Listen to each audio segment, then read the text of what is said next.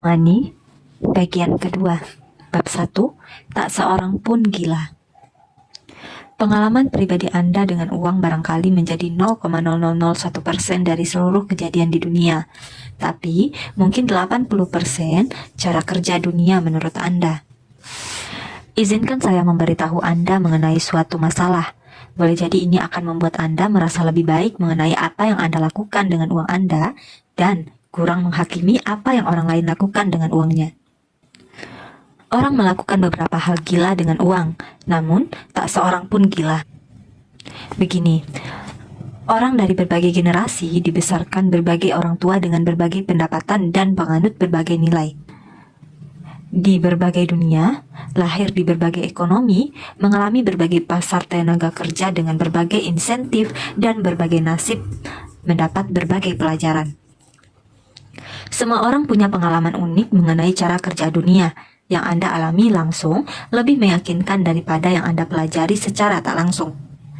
Jadi kita semua, Anda, saya dan semua orang menjalani hidup dengan menganut satu set nilai mengenai cara kerja uang yang sangat beragam dari orang ke orang. Yang tampak gila bagi Anda boleh jadi masuk akal bagi saya. Orang yang tumbuh dalam kemiskinan berpikir mengenai resiko dan imbalan dengan cara-cara tak bisa dimengerti anak bankir kaya. Orang yang tumbuh ketika inflasi tinggi mengalami sesuatu yang tak pernah dialami oleh orang yang tumbuh ketika harga stabil.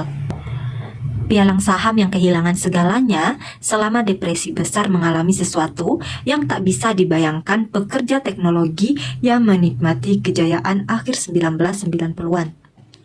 Orang Australia yang belum pernah mengalami resesi dalam 30 tahun telah mengalami sesuatu yang belum pernah dirasakan oleh orang Amerika.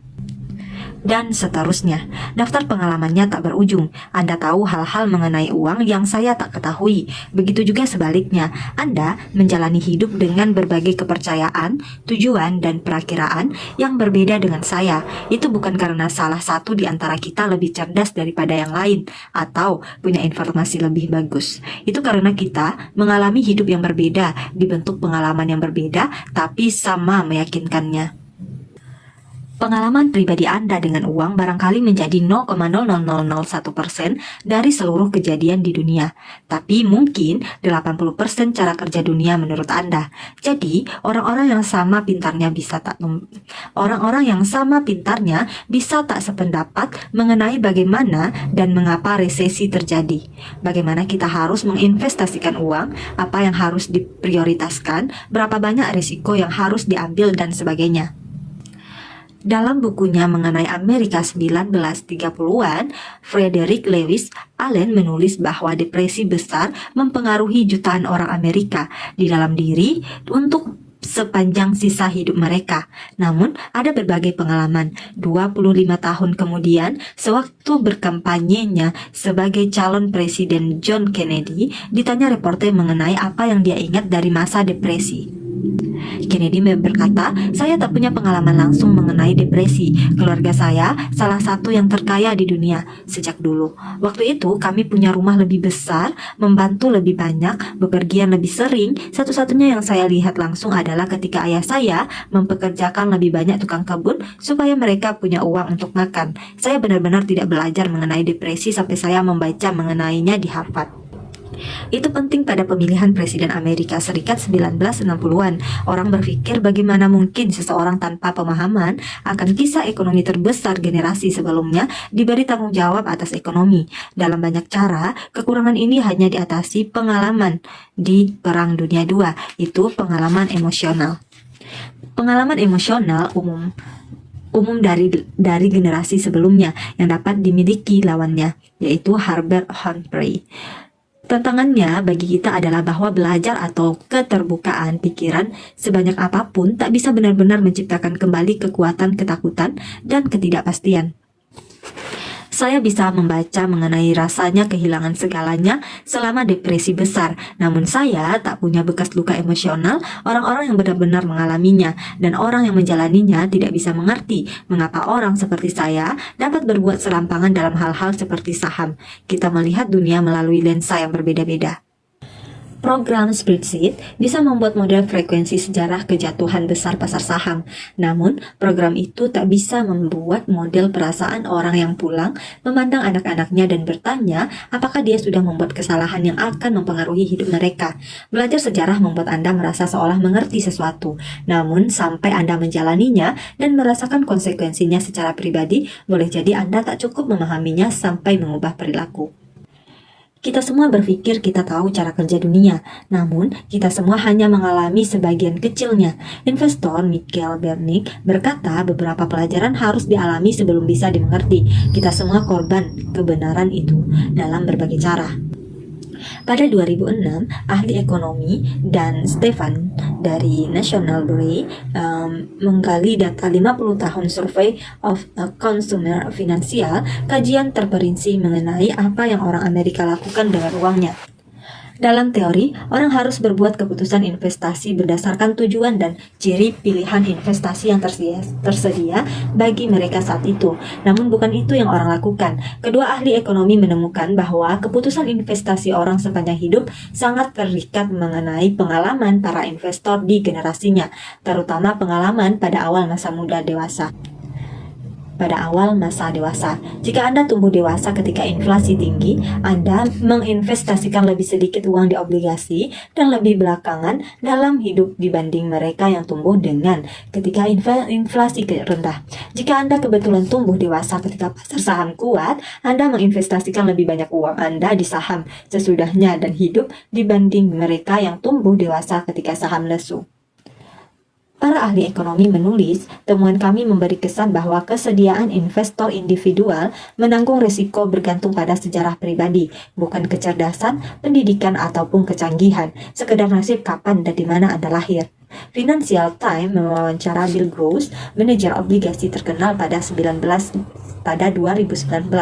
Gross mengakui bahwa dia barangkali tak bakal berada di posisinya sekarang andai dia lahir satu dasawarsa lebih awal atau lebih belakang. Karena artikel itu, karir Gross bersamaan dengan kejatuhan suku bunga selama satu generasi yang mendorong nilai obligasi. Hal semacam itu bukan hanya mempengaruhi kesempatan yang Anda dapatkan, melainkan juga mempengaruhi apa yang Anda pikirkan mengenai kesempatan itu ketika hadir di depan Anda. Bruce menganggap obligasi sebagai mesin pembuat kekayaan. Bagi generasi ayahnya yang tumbuh bersama inflasi yang tinggi, obligasi adalah barangkali berpandangan sebagai pembakar kekayaan. Perbedaan cara orang mengalami uang tidak kecil, bahkan di antara mereka barangkali akan berpikir bahwa mereka cukup mirip. Misalnya saham, jika Anda lahir pada 1970-an di Amerika Serikat, maka 500 naik hampir 10 kali lipat sudah disesuaikan dengan inflasi. Sewaktu Anda berumur belasan dan 20, itu kenaikan luar biasa. Jika Anda lahir 1950, pasar tidak bergerak naik ataupun turun, disesuaikan dengan inflasi. Sewaktu Anda berumur belasan dan 20, dua kelompok orang dipisah nasib berdasarkan tahun kelahiran, menjalani hidup dengan pandangan yang sangat berbeda mengenai cara kerja saham atau inflasi. Jika Anda lahir di Amerika pada tahun 1960-an, inflasi sewaktu Anda berumur belasan dan 20-an, tahun-tahun ketika Anda muda dan mudah terkesan, sampai mengembangkan dasar pengetahuan mengenai cara kerja ekonomi, mendorong harga-harga naik sampai di atas 3 kali lipat. Itu banyak. Anda ingat yang orang antri beli bensin dan gaji tidak bernilai sebesar sebelumnya. Namun jika Anda lahir pada 1990 di Amerika Serikat, inflasi sangat rendah sepanjang hidup Anda, sehingga barangkali tak pernah terpikir oleh Anda. Tingkat pengangguran nasional Amerika Serikat pada November 2009 sekitar 10%, namun tidak pengangguran untuk laki-laki Afrika berusia 16-19 tanpa ijazah SMA adalah 49%. Bagi perempuan kulit putih berumur di atas 45 tahun dengan gelar sarjana, tidak pengangguran adalah 4%. Pasar saham lokal di Jerman dan Jepang hancur selama Perang Dunia II. Beberapa daerah dibom habis-habisan. Pada akhir perang, pertanian Jerman hanya memproduksi makanan yang menyediakan 1000 kalori per hari bagi warga, bandingkan dengan Amerika, di mana indeks pasar saham melebihi berlipat ganda dari 1941 sampai akhirnya 1945, dan ekonominya berada di keadaan terkuat dalam hasil dua dasawarsa. Tak ada yang seharusnya memperkirakan anggota-anggota berbagai kelompok untuk menjalani hidup dengan berpikir sama mengenai inflasi, atau pasar saham, atau tidak pengangguran, atau uang secara umum. Tak ada yang seharusnya mengharapkan mereka menanggapi informasi finansial dengan cara yang sama. Tak ada yang seharusnya berasumsi mereka dipengaruhi insentif yang sama. Tak ada yang seharusnya memperkirakan mereka mempunyai sumber nasihat yang sama. Tak ada yang seharusnya mengharapkan mereka bersepakat mengenai apa yang penting, apa yang layak, apa yang mungkin terjadi berikutnya, dan apa jalan terbaik ke depan. Pandangan mereka mengenai uang dibentuk di dunia yang berbeda-beda, dan ketika itu terjadi, pandangan mengenai uang yang dianggap konyol oleh sekelompok orang bisa masuk akal untuk kelompok lainnya. Beberapa tahun lalu, The New York Times membuat artikel mengenai kondisi kerja di pabrik elektronik besar yaitu Foxconn di Taiwan. Kondisinya sering buruk, wajar kalau pembaca marah. Namun ada satu tanggapan menarik bagi artikel itu dari keponakan seorang pekerja Tiongkok yang menulis di bagian komentar. Bibi. Oke, kemudian bibi saya bekerja beberapa tahun di tempat orang Amerika sebut sweet shop. Pekerjaannya berat, jam kerja panjang, gaji kecil, kondisi kerja buruk. Anda sekalian tahu apa yang bibi saya lakukan sebelum bekerja di salah satu pabrik ini. Dia menjadi pelacur. Nah, bekerja di sweet shop itu lebih baik dibandingkan kehidupannya yang dulu. Menurut saya tahu bibi saya lebih memilih dieksploitasi bos kapitalis jahat demi beberapa dolar daripada tubuhnya dieksploitasi beberapa orang demi uang lebih sedikit lagi. Makanya saya kesal dengan pemikiran banyak orang Amerika. Kami tak punya kesempatan yang sama dengan orang Barat. Infrastruktur pemerintahan kami berbeda. Negaranya beda. Ya, bekerja di pabrik itu berat. Bisakah lebih baik? Ya, tapi hanya kalau dibandingkan dengan pekerjaan di Amerika. Saya tak tahu bagaimana harus menanggapinya. Sebagian diri saya ingin membantah keras, sebagian lagi ingin memahami. Namun, komentar itu adalah contoh bagaimana pengalaman yang beda bisa mengarah ke pandangan sangat berbeda dalam topik yang menurut satu pihak seharusnya hitam dan putih. Setiap keputusan yang dibuat oleh orang dengan uang dibenarkan dengan menggunakan informasi yang mereka punya pada saat itu, yang dimasukkan ke modal mental untuk mengenai cara kerja dunia. Oleh orang bisa salah informasi atau mendapat informasi tidak lengkap atau tak jago matematika, dibujuk pemasaran buruk, tak tahu apa yang dilakukan, salah menilai konsekuensi tindakan, dan banyak sekali. Namun, semua keputusan keuangan yang dibuat itu masuk akal bagi mereka pada waktu itu, pada waktu dibuat, dan cocok dengan semua yang harus dicocokkan. Mereka bercerita kepada diri sendiri mengenai apa yang seharusnya dilakukan dan mengapa mereka melakukannya, dan cerita itu dibentuk pengalaman unik mereka sendiri.